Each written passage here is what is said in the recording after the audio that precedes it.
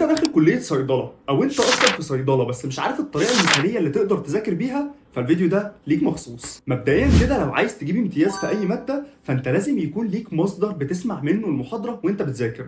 يعني اول طريقه تذاكر بيها هو ان انت تسمع، وانا مش بقول ان انت تحضر المحاضره قد ما بقول ان انت هتسمعها في ريكورد، بحيث لما يكون في نقطه انت مش فاهمها تقدر توقف الريكورد، تقدر تعيده، تعمل هايلايت على النقطه اللي انت ما فهمتهاش عموما يعني. طيب فدي اول بوينت، تلاقي مصدر مثالي. بالنسبه لينا كصيدله فاحنا بنعاني من الموضوع ده، لان اغلبنا لو لقيت داتا على اليوتيوب بتلاقي ممكن حاجات زياده، بتلاقي حاجات اقل، مش بتلاقي نفس الداتا بتاعت جامعتك، فالموضوع ده بيبقى رخم شويه. فعامه احنا عملنا لكم جروب على الواتس هنحل لكم فيه المشكله دي باذن الله السنه دي، بحيث تلاقي داتا ليها علاقه بنفس الحاجه بتاعت كليتك. لكن افضل مصدر تسمع منه دايما هيكون دكتور الجامعه بتاعك. ليه دكتور الجامعه بتاعتك احسن حد تسمع منه؟ لان الدكتور اللي انت بتسمعه ده هو الشخص اللي هيحط لك الامتحان بتاعك. تخيل الشخص اللي هيحط لك الامتحان هو اللي عارف الحته الصعبه هتكون فين، فهيعمل هايلايت عليها وهو بيتكلم، هيكون عارف التريكات فين. لما يجي يقول لك لو مثلا جبت لك في الامتحان فاعرف ان دي هتيجي في الامتحان، ما هو اللي حاطط الامتحان. الشاهد اولا لازم يكون في مصدر تسمع منه، وافضل حاجه يكون دكتور الجامعه. ولو عايز حل بديل فاحنا عملنا لكم جروب على الواتس، ادخل عليه وهنقول لكم التفاصيل دي في بدايه السنه. تاني بوينت، اكتب ملحوظات.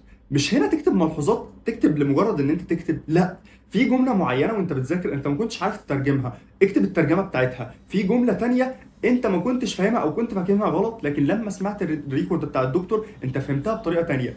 اكتب طريقه فهمك للحاجه، كونك تكتب شرحك للحاجه انت فهمتها ازاي، الموضوع ده هيفرق معاك جدا. وانت بتراجع في اخر السنه او انت بترجع للمحاضره دي، انت مش بس هترجع لان انت البوينت دي شرحها عامل ازاي، لا ده انت هترجع لان انت فاهمها ازاي. الموضوع ده مهم جدا. تالت حاجه، بعد ما تخلص هات المحاضره من الاول للاخر قراءه بعينك، او لو انت ما كنتش حفظت هاتها حفظ بقى، وكده يبقى دي اخر نظره للمحاضره. الستيب الرابعه والاخيره وهي ان انت تعمل اسئله عليها، وافضل مكان تلاقي منه اسئله نوت بوك LM. ولو الدكتور طبعا منزل لكم اسئله دي هتكون افضل بكتير، بس لو مفيش اسئله نازله نوت بوك LM هيحل لك المشكله دي تماما. وعايز اقول لكم حاجه، كتير من دكاتره الجامعات دلوقتي بقوا ينزلوا اسئله منه. يعني انا افتكر في امتحانات كتير والله انا كنت بحل اسئله منه، اروح تاني يوم الاقيها في الامتحان، فانا بقى قاعد كده معقول هو اللي حط الامتحان؟ فهو بجد الدكاتره بقوا يعتمدوا عليه في الاسئله.